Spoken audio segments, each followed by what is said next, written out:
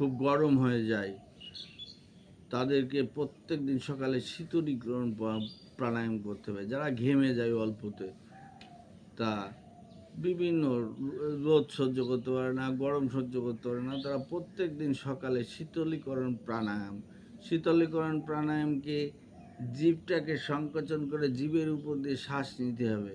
শীতল বায়ু যে দেখবেন শরীরটা ঠান্ডা হয়ে যাচ্ছে। দেখুন, শ্বাস ছেড়ে দেন নাক দিয়ে আর মুখ দিয়ে নেন,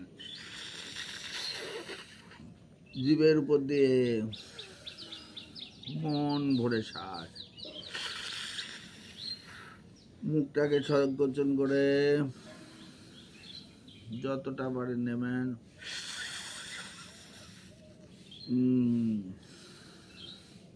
এরম 10 থেকে 20 বার নিলে শরীর ঠান্ডা হয়ে যায়, শরীরের অনেক রোগ কমে যায়। যেগুলো বললাম, আপনার অতিরিক্ত গরম লাগা, ঘেমে যাওয়া, সব ধীরে ধীরে কমতে থাকবে।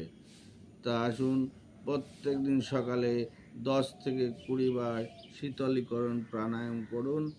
নমস্কার।